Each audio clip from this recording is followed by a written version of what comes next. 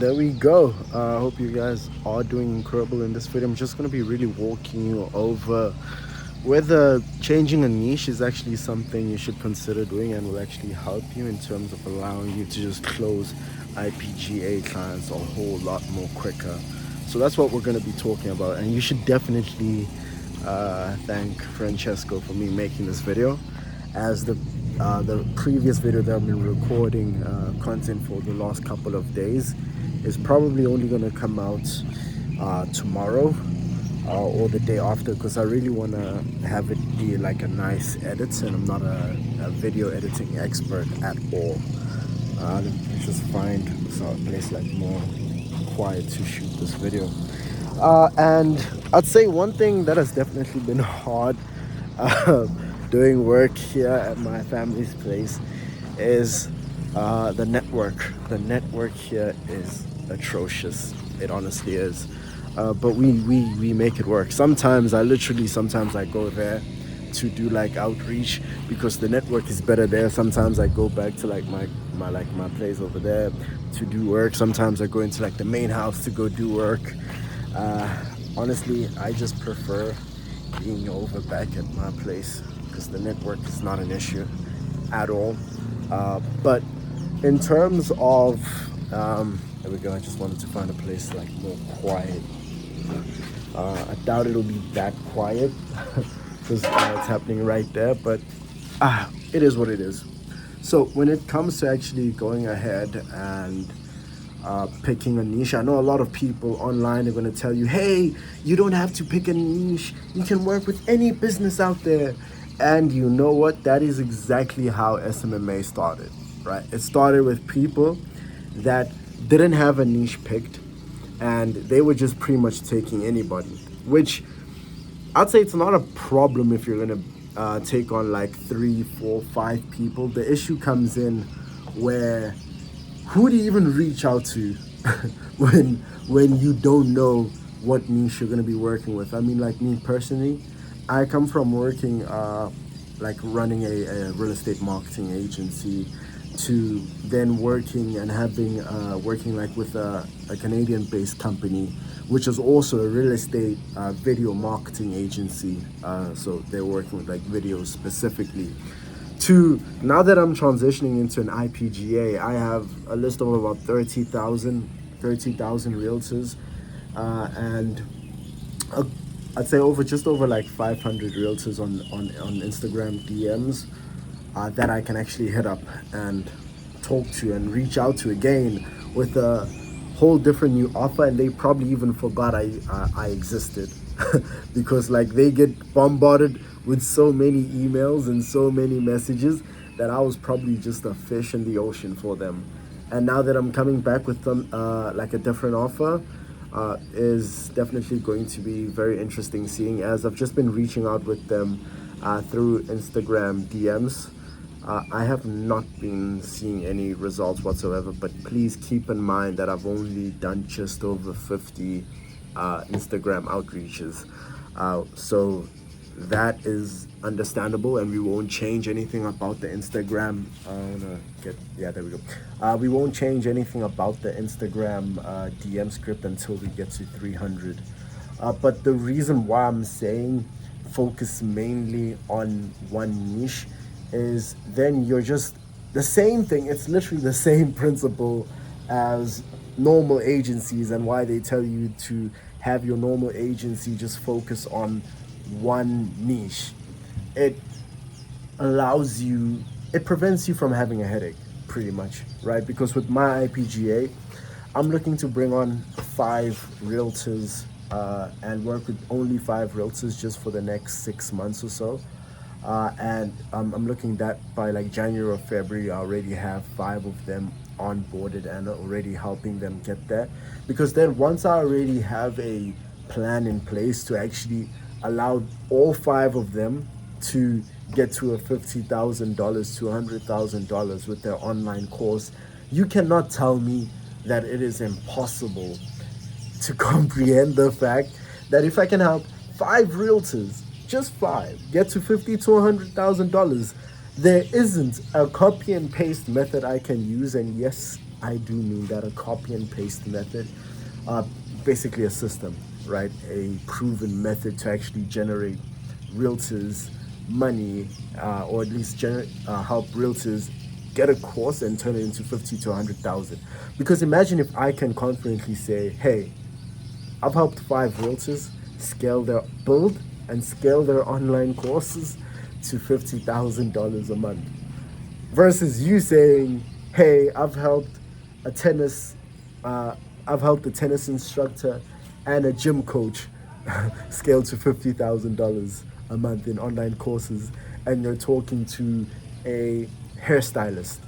The hairstylist is just gonna say, "Yeah, maybe you could help them, but I'm different.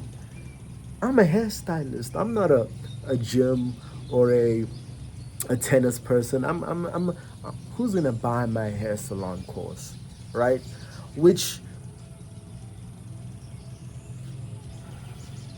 it's a whole lot easier preventing objections than handling objections. Now, don't get me wrong, I've had so many sales calls and cold calls that I already know how to handle objections, but it is like cutting butter with a hot knife, or is it the hot butter with a knife?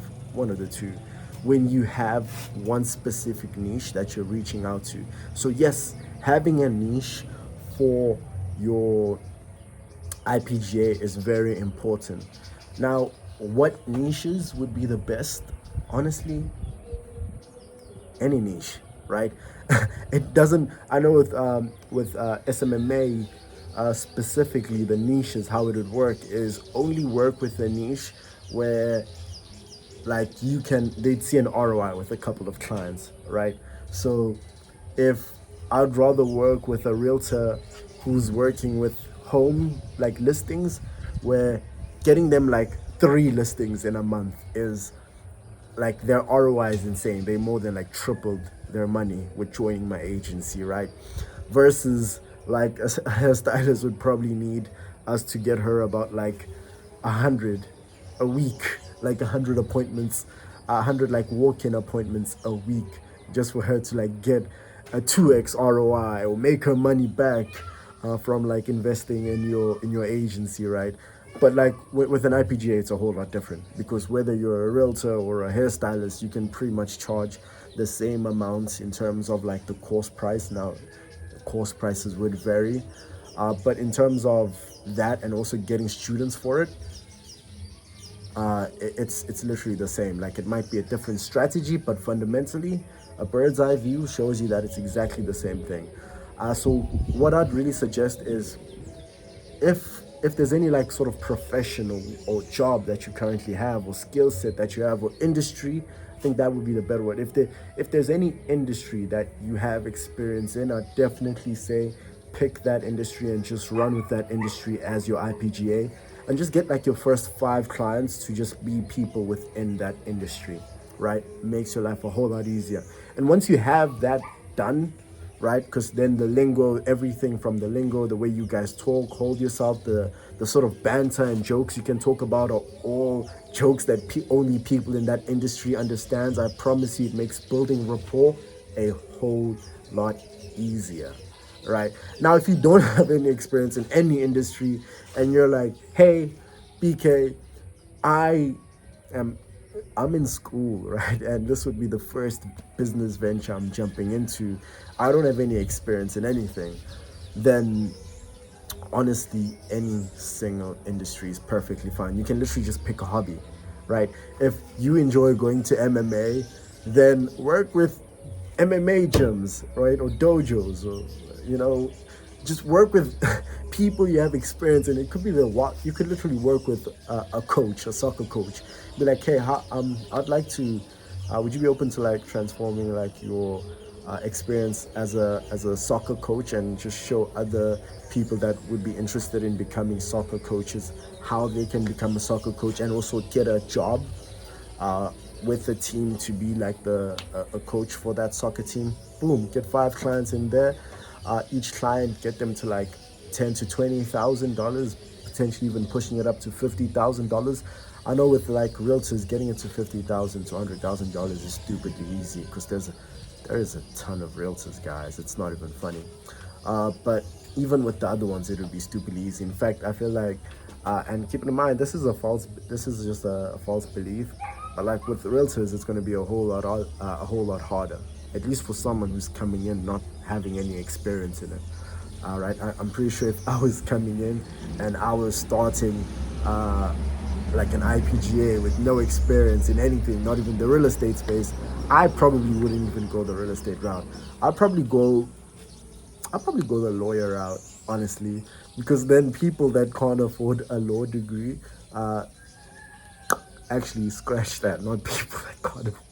I don't think anybody wants to have a Harvey Specter, Mike Ross type of situation going on. So for example, it could be helping lawyers, like working with lawyers, and then those lawyers create courses helping other lawyers on transitioning out of working as a lawyer for a company to starting their own law firm and getting their first couple of 10 to 50 clients or however many clients they need to start seeing a profitable business.